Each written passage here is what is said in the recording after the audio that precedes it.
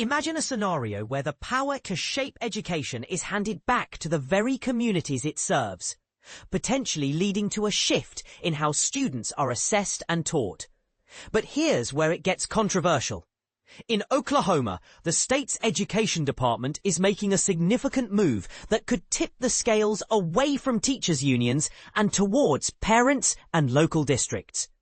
The Oklahoma State Department of Education, OSDE, is set to eliminate statewide standardized end-of-year testing for math and English in grades 3 through 8, starting in the 2025-2026 school year.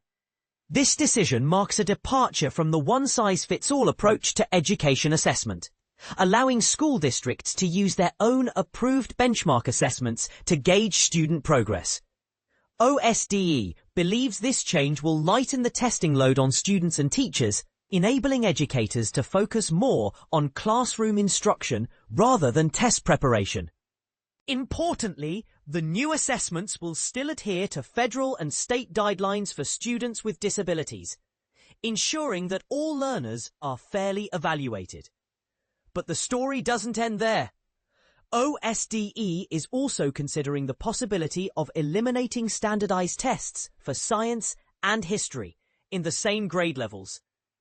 This expansion could further reduce the emphasis on high-stakes testing and give districts even more autonomy. Oklahoma Superintendent of Public Instruction Ryan Walters, a Republican, framed this shift as part of President Trump's broader effort to return control of education to the states.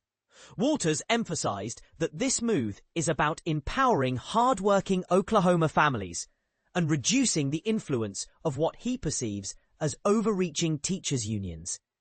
This decision aligns with President Trump's campaign rhetoric against the Federal Department of Education, which he criticized for being dominated by radicals, zealots, and Marxists.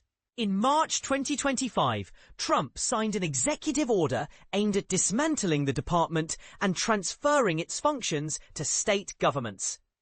During a meeting with governors, Secretary of Education Linda McMahon highlighted that returning education control to the states is a non-partisan issue, emphasizing that states are eager to take on this responsibility. OSDE's decision to phase out standardized testing was informed by a survey of 15,349 Oklahoma parents, 86% of whom believed that such tests were unnecessary for evaluating student learning.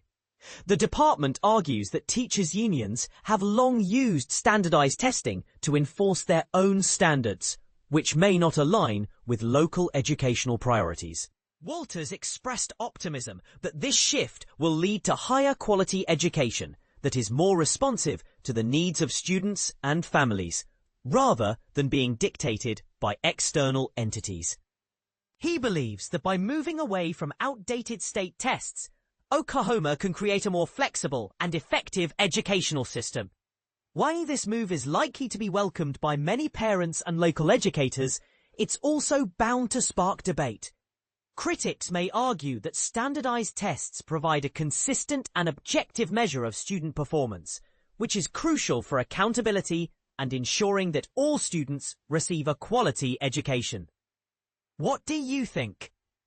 Should states have more control over education assessment, or is there value in maintaining standardized tests to ensure consistency across different districts and states?